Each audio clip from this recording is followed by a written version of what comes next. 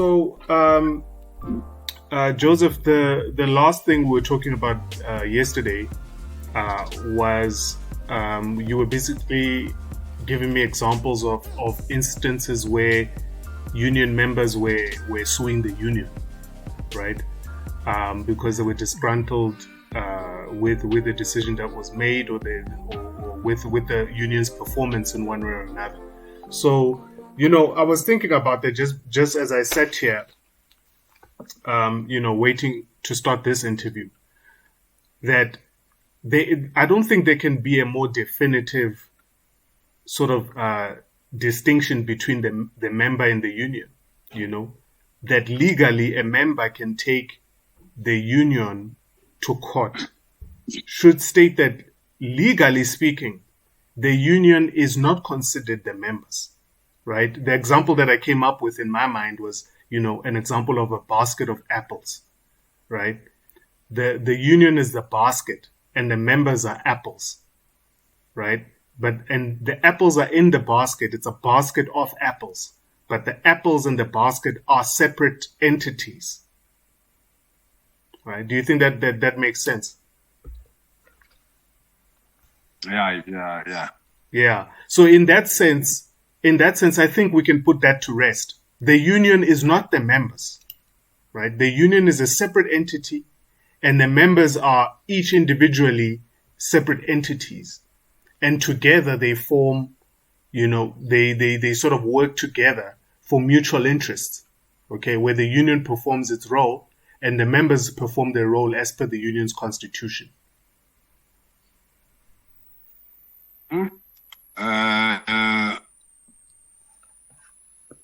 The union can't be separate from the members. Members can't be separate from the union. My understanding is that we are talking about the same thing. Yeah, I mean, you can't talk about a basket of you can't talk about the basket of apples and then separate the apples from the basket. Is what you're saying? Maybe the analogy is inappropriate. Please correct me there. You must remember the fact that there's a union implies that there are members, because there can't be a union without members. Unless if you want to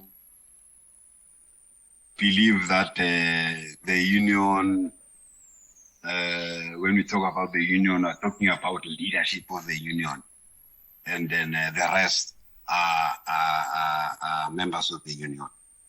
And no, they can't be. They are intrinsically linked, united. They are intrinsically a unit, because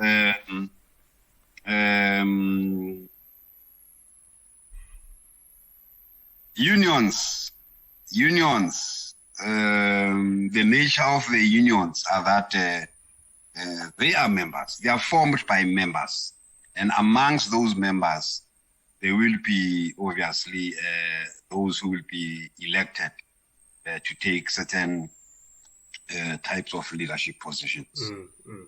And the very same leadership will ensure that they create positions for full-time staff, like administrators, of course, and so on and so on and so on. People are going to clean, so on and so on, type of stuff. Yeah. Those are. I'm talking about staff which does not depend on the vote of the workers. Yes. People who come to interviews. You were busy talking about describing staff. What are their characteristics as opposed to members? Yeah. One thing I wanted to ask you is, okay, the staff members of the union, are they required to be members? No. No, they're not. Interesting. They are not required. They are not required to be members. They are staff members of the union, and if they want to be members of a union, they'll have to join another union, not this one. Yeah. Actually, I don't think it would make sense for the staff to be members, since the members are already employed. So now a member can't be having two jobs. It would just be inconvenient, and it might even have as far as I understand, also employment contracts also limit employees from having additional work outside of the primary employment. So I think it would be a problem. Yeah. By that, implying that a person who joins a union is committing himself to be another worker, to be a worker. No. I mean, yeah. What I was saying is that the staff members of the union cannot be members because members are already employed, right, with the employer. So they can't also be employees of the union. You see, because now they're basically having a second job. If a member of the union becomes an administrator when they also work in the factory of the employer, now they have an additional job, and employment contracts actually do not like that. They discourage that kind of behavior. In fact, I think it is a fireable offense. But that is why I said office bearers of unions, especially these big unions, in one way or the other, they are receiving two salaries at the same time. Yeah. Those who were released for a particular period. You'll be released. The union will negotiate for you to be released for a period of 3 years to go and report at the union office and be required by the employer as and when it's necessary. You'll continue to receive your salary from your employer, while the union is also remunerating you on the basis of a particular clause in the union constitution or whatever condition.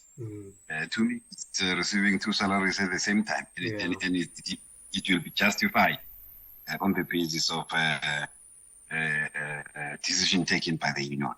And it's not wrong. I'm not saying it's wrong. It's not wrong. As long as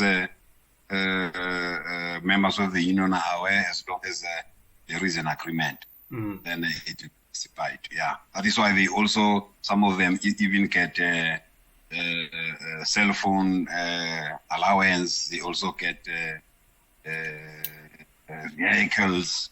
They also get a lot of benefits. Yeah. That are accrued. Yes. My question would be, why wouldn't it be wrong? Because from what I'm hearing, I can sense a conflict of interest, right? I mean, you're basically playing both sides. You're like what do they call those spies that are working both sides? I forgot what they call them, but you're working for the employer and you're also working for the union that's meant to negotiate on behalf of the workers because when you're negotiating, essentially you're clashing and you're trying to work out a middle ground. So would you see a conflict of interest there?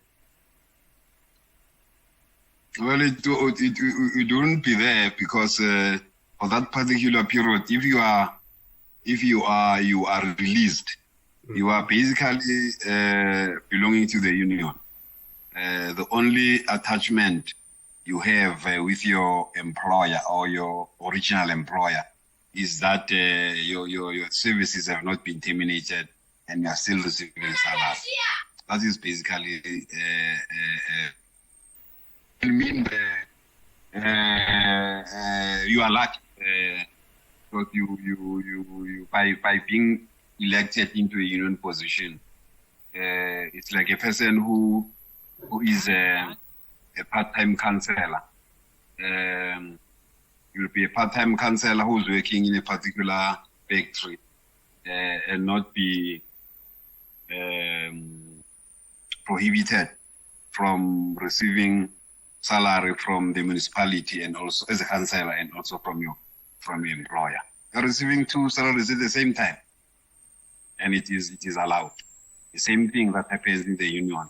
You'll be elected as an office bearer and receive something from the union in the form of some they call it an honorarium, some they call it in other terms, and then also continue receiving your salary with the original employee.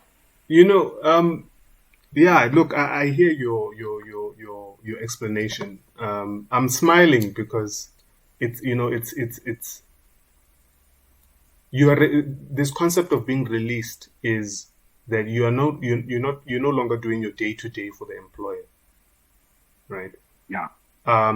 So that's the only thing that changes. You no longer do the day to day for the employer, but the employer still pays you. So basically, what changes is that now the employer, okay, is paying you to work at the union, and the union is also paying you.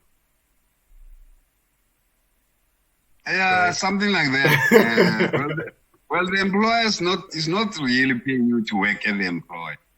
The employer is paying you because the services have not been terminated, and the employer has agreed that while this person is elected for 2-3 years, he will not be reporting at the workplace. He will be reporting at the union office, but we'll continue to pay him until he loses his position and comes back. Yeah. Something like that. Something like that. Yeah. I love the English language. I got this concept, and there's the thing about concepts. Sometimes we can, and this is what I think is happening, and it adds again to that confusion. Yagoti, language. The detriment of language, not just English, is that we can come up with so many different concepts to justify our perceptions and the way that we do things in order to get around the actual truth of what we're doing, in my opinion, because like we said, this confusion, someone can come and say, but why are you still being paid? If you're working for the union, you must be paid by the union. Why? So there's a lot of, I don't want to go any further. I think we've exhausted this point. The way I understand how union structures work is that the members elect the shop steward, right? The shop steward is basically the lowest leadership position in a union. Correct me if I'm wrong there. It is. It is, ne? So now the local level, yeah. So the workers elect the shop steward. Now my question now is this, and this touches on a lot of issues that we've discussed. I'm the shop steward. I've been put into this position by my members. All right. Who do I report to? Do I report to the members or do I report to the union? To the leadership. When I say to the union, I mean to the leadership. Who are my bosses? I must remember, in a very small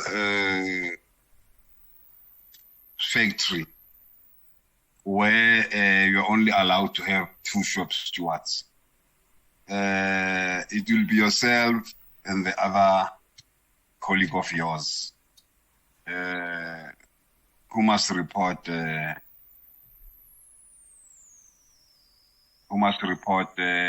actually your work is to take whatever is there, and when we say report, it means your accountability will be to these members.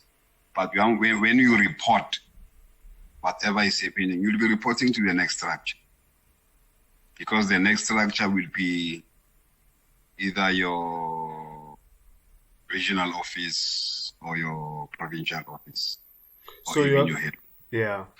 So your accountability is to the members. Yeah. But any disciplinary actions against you will be instituted by the next structure, wouldn't it? Yes, it will be the region. So your accountability is to the members, but it's the next structure that holds you accountable. Yes, because there'll be a report from your branch. If we call your firm or your factory as a branch. Yeah. There will be a report from your branch. Which are the members. Yes. who send it to the regional. Yes. And in the Otherwise, regional, yeah. If you are two, the example that I made, if you are two, it means the other member will be the one who will be reporting you formally to the region, if there's a region. Okay. What we're going into now is the unequal employment relationship. Okay, we've touched upon this already, but now we're looking at. I wanted to just understand temporary work. They're talking about work. A person who's employed under 3 months, isn't it? 3 months and under. They're not yet permanent. Sort of probation, if you would say. That's temporary work. Am I correct? You are correct in terms of legislation, but in practice, you can be temporary worker for a very, very long time in South Africa. In practice, yeah. That's basically the exploitation that's happening there. Yeah. So now, looking at the employment relationship, are you satisfied that the union and its involvement in the employment relationship? Because let's first agree, because the Labor Relations Act already acknowledges the employment relationship as unequal. Firstly, would you agree with that? Okay. So now, are you satisfied that the involvement of the union equalizes the employment relationship? I won't say I'm satisfied. There's still a long way to go. Wow. There are still many challenges that unions have to battle with. I think there is a. What is one point that sticks out to you? This very same issue of casualization of employees is very rife, especially in the retail sector. Do you mind? Let me just stop you there. I'm mainly because the casualization of employees. I understand that there is an issue connected to that, which is that many of those employees are not unionized. Am I correct? Yeah, correct. Okay. So my question mainly refers to the union's involvement in the employment relationship where the workers are unionized, right? Okay. Are you satisfied that the presence of the union in those relationships effectively equalizes that engagement? No, it doesn't, because unfortunately our unions are very weak. They are very weak to the extent that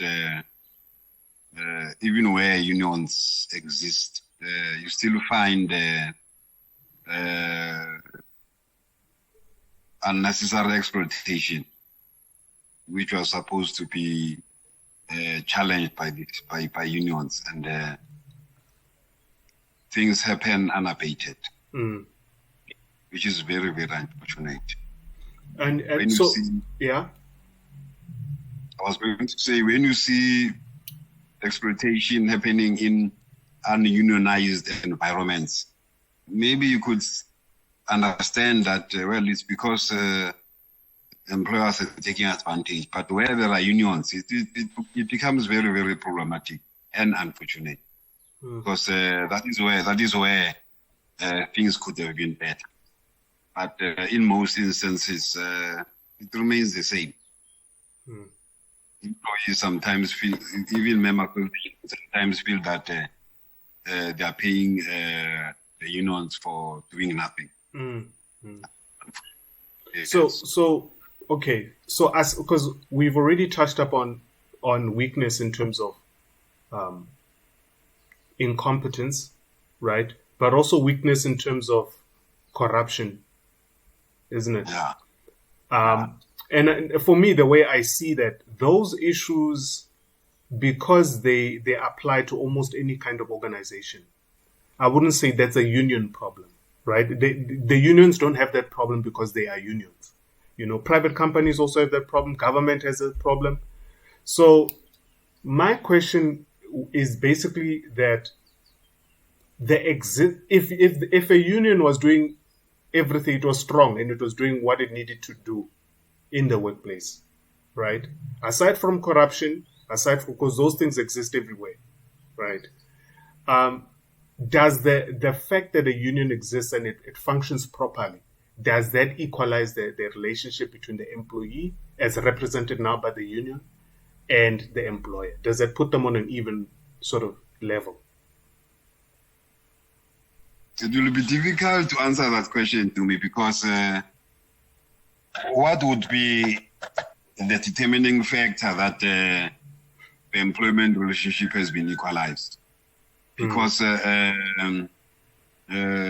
employers are, especially in the private sector, employers are there to maximize profits. And employees, even if you can have a very strong union, employees won't earn the same amount of money, and also earn the same profits like the employers. There would always be those variables. So it will be difficult for me to say that it equalizes the relationship. It is an attempt, but as I said, yes, I don't know whether it was it yesterday or when I said the idea of equalization of situations to me is utopian. And what you can say maybe is that it will be an attempt to achieve equity instead of equality. Yeah, maybe in that. Yeah, depending on where you are, I think we can say the concept of equity will be appropriate. Okay. One thing I'm noticing is that what the union does not help with is empowering workers to control the supply of labor, right? The reason why I'm saying, if you look at where the union tends to get involved, it gets involved after employment is given, right? And yes, they do observe during the employment process, but their observation is pretty, let's say, hands off, right? They're only in an advisory position. And yes, that advisory position is backed up by the labor courts should it come to that. But as far as the individual is concerned, the individual sort of job applicant or, and worker, the value of the worker is based mainly on the supply of labor. And now workers outside, non-unionized, unemployed people, are not unionized, and being not unionized, they don't control the supply of themselves as a collective because they're competing amongst one another, and that competition benefits the employer, right? So in that sense, I just feel that the union misses an opportunity there in really gaining power, okay, and gaining power on behalf of the worker. Because if the union not only watches how employed people are treated, but also controls the supply of labor, right, then it would really have serious leverage in those talks to say, but even if they're not involved during even if they're only observing during the recruitment process, they control the market before the person enters the door. Right? They control. So now an employer can't just say, "Oh, you don't like how much we're offering, we're just okay, you can leave," because we know we've got a long queue of unaffiliated individuals desperate for this work, and they can take advantage of that. What's your take on it? See, while we were busy talking to me, I was wondering whether. Are you not aware about what is happening, particularly in the public service? in the public service. Mm. I'll make you 3 examples. Mm-hmm. In the public service,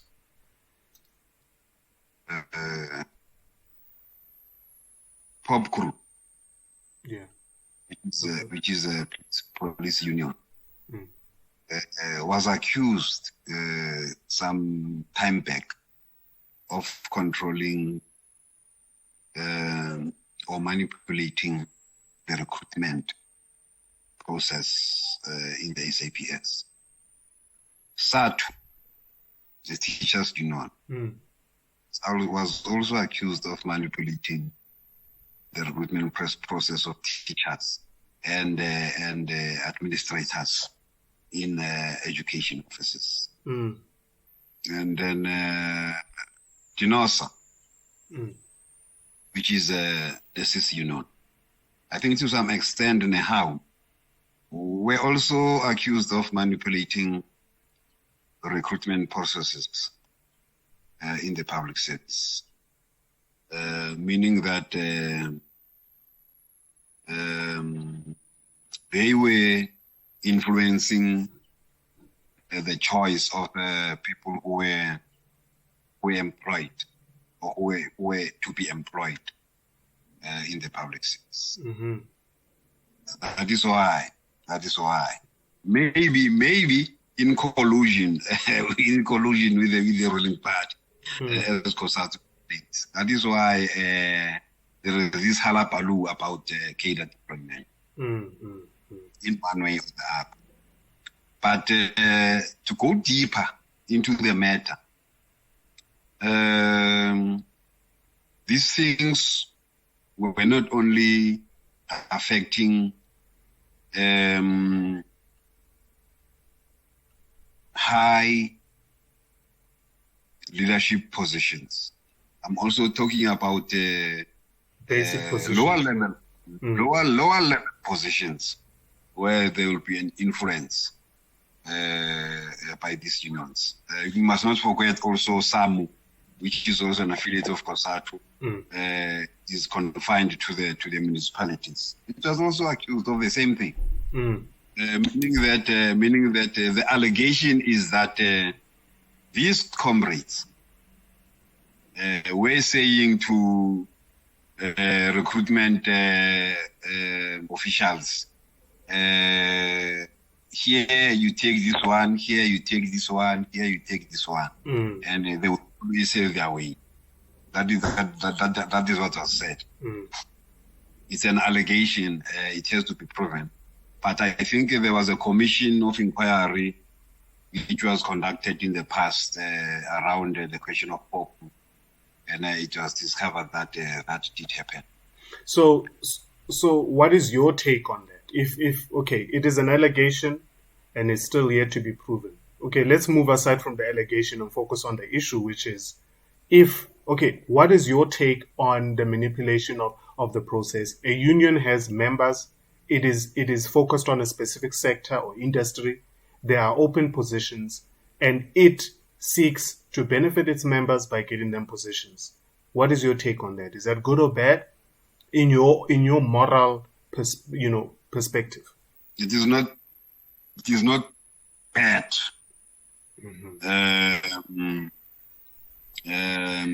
If, for example, a union is pushing for a competent person to be appointed, not at the expense of a more qualified person, it will be very, very wrong for anyone to justify the appointment of an underqualified person instead of a person who has applied, who is qualified, and there is nothing wrong with that, according to me. If a union or any other person pushes for the appointment of a person who's qualified and competent, to me, there's no problem. Okay. So basically, yeah. What is the problem? Let me just add. Mm. The problem comes when there is an imposition. Mm. When the person is imposed, then it becomes a problem. Mm. Mm. Mm. But when there are attempts to influence and lobby for this person and so on and so on, I don't think that there's a problem. Yeah, I would agree. But when the person is imposed, then there's a problem. Mm. Yeah, because now sometimes when I think up, solutions to some of these things that I see, the one frustration I often have is that ideas sometimes can be detached from the practicality of the things that you sort of propose.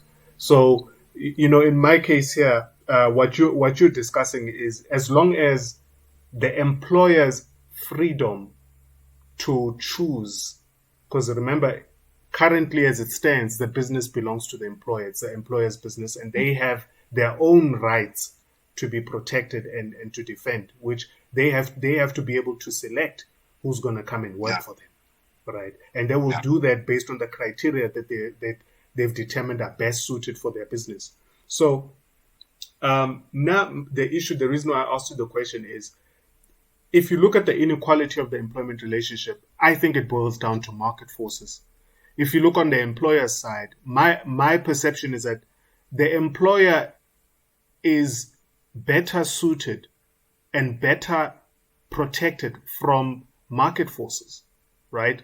They're more able to absorb market forces. And I would argue, if you look at, and I would argue it's because they basically have control. They have gained control and they're managing control of the supply of jobs, right? Yeah. So the supply of jobs is being managed by employers. And the way that I've sort of identified is, if you look at the culture of job interviews, right, there are certain unwritten rules, non-legislative rules. Don't speak bad about your employer, your previous employer, right? Come to the interview alone, right? You can't bring people. You can't bring your own panel of sort of people who are going to vouch for you to the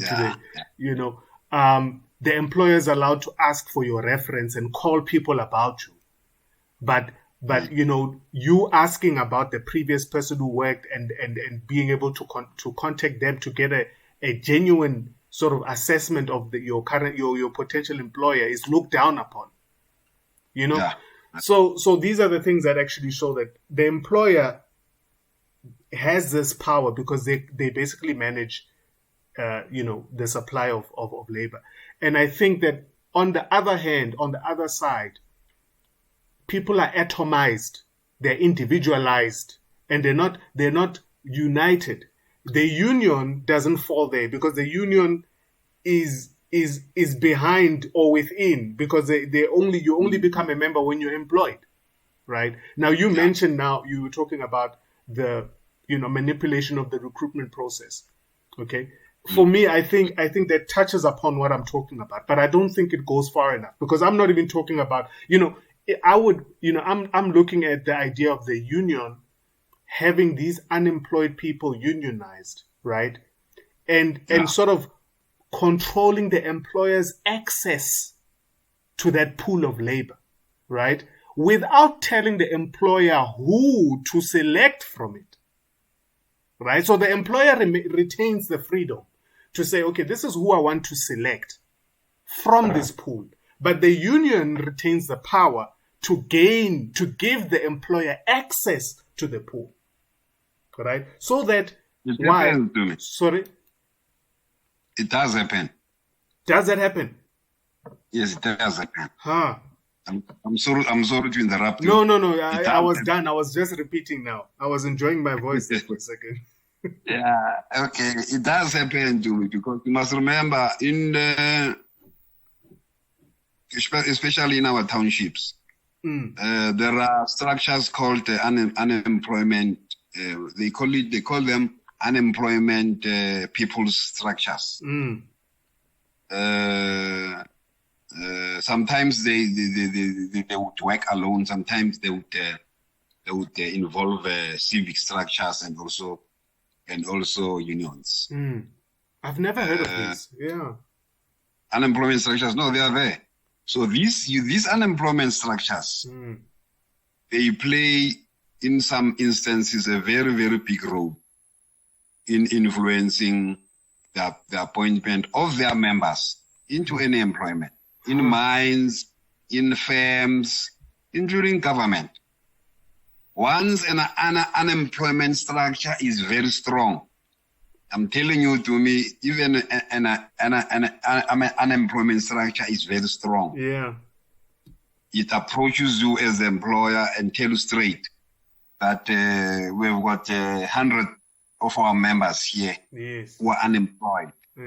And next time you advertise posts or next time you have positions, you must take from this unemployed members. And it does happen. It times these structures, because of resources, sometimes their existence is not sustainable. But they are there. Would you say that, when you're talking about these unemployment people structures, what comes to mind is the story that was in the news in Durban about that construction mafia. Have you, do you remember that? I've heard about that. Yeah, to me, it fits the description, because the construction mafia there would approach construction sites and say, hey, you are recruiting people from outside this area, and you are building in this area to benefit from building from this area. This is unacceptable. If you're going to be operating in this area, you need to be employing people who are from around here. Something like that. But do you think that description basically fits, like you just said? They come and tell you and say, look, next time you advertise, you are in this area, so therefore the people of this area must benefit from your endeavors here. That is slightly different to me, because unfortunately, the construction mafia, according to my understanding, does not say you must recruit from our area here. Some of them, especially in KZN, I understand that they come to and tell you that they want 30%. Oh, they want money. Without doing anything. They say to you, when you get paid end of the month, we want 30%. And they do nothing. They do nothing. And after that, they flaunt whatever you've given the money. By buying expensive cars and homes and so on, and so houses and so on and so on. And they show everybody on social media. That is not what the unemployment structure is saying. The unemployment structure is saying, to me, we can see that you are owning this mine. And these are the local residents. And another thing, because of they will tell you, because of the social labor plan, and because of your responsibility as a mining company in this area, you must remember that we have got residents here who also need employment. You can't be going all over and recruiting people from all over here and disregarding local applicants. That is basically the influence that they're exerting on you. And they are not saying you cannot employ people from outside. Yeah. They are saying to you, when it comes to jobs, especially general work, which can be done by anyone else, you can't tell us that you're going to take somebody from 5,000 kilometers away from here. If you need a cleaner in the office, you can't take somebody from 5,000 kilometers away from here, whereas we've got so many people who can be able to do the job. That is what they're saying. But if you can say, no, I need an engineer, and we don't have an engineer in our area, who will dispute that? No one will. Yeah, no one would dispute that. You know, I just wanted to let you know that I did come across news, you know, fairly, in the last, let's say, 6 months to a year, that the construction mafia eventually got formalized. Where they no longer, you know, because they got formalized, they had to change their business model. Basically, they became more like an unemployment people structure than a mafia sort of extortion gang, you know. So now they work. I don't want to misinform you now, but yeah, they you know, it's a quasi union, quasi unemployment people structure type thing going on there. But I don't remember fully the story. Okay. Yeah. Yeah. When it comes to the union, right? Do you think the perpetual succession, right? The you know, the idea that the union will always exist through perpetual succession. Should unions exist perpetually, or are they ideally meant to serve as a catalyst to sort of more community-driven, you know, unionizing, community-driven, more like community-based unionizing, rather than, you know, organization, you know, based organizing? Yeah.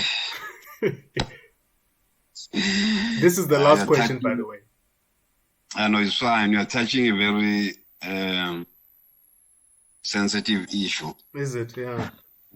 Yeah, which is somehow close to my heart. It's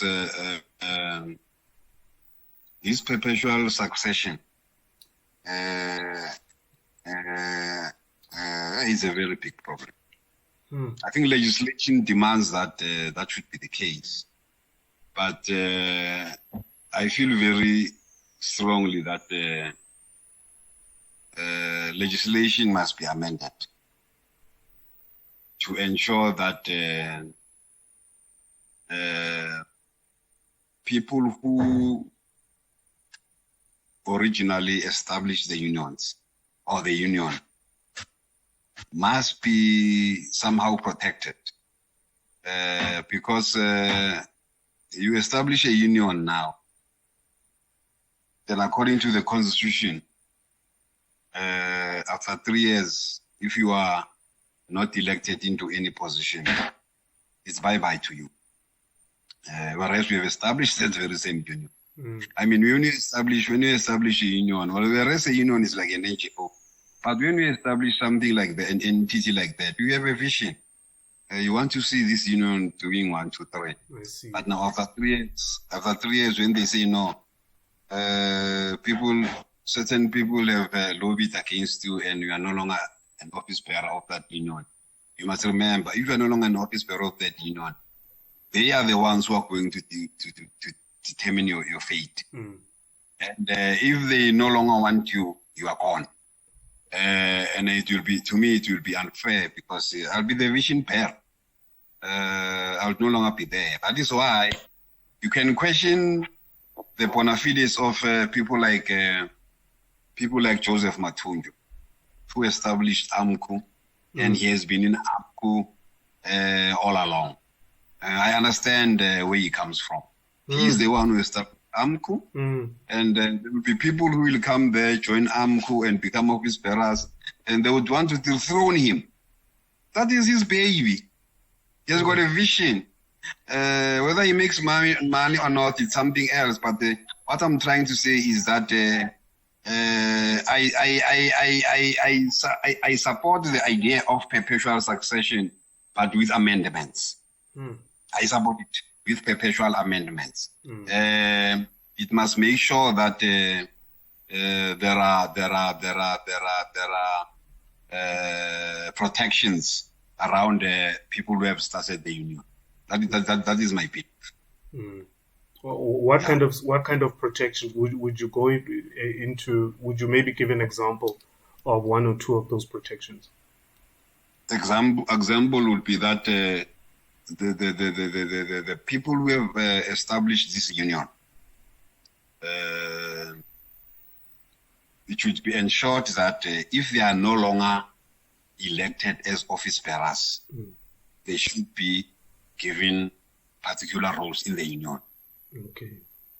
You must remember, I'm talking about especially people who are full-time in the union. They should be given particular roles in the union and continue to earn a living. They should be, they should be regarded as what do they call them? What do they call them? Godfathers of those unions, something like that. So basically, they must be rewarded a legacy for being the founders and the sort of the seed that has birthed this organization that is now becoming a tree. Correct. Unless if somebody says, thank you for the role I've played, I'm seeking other pastures elsewhere, and then it's bye-bye to him. Yeah, that is quite an interesting, and I think that topic is and we're actually going to be touching up on a topic that relates to what we're talking about. But like I said, that was the last question. I think we've taken up enough of your time for today. Thank you so much. Let's do this again.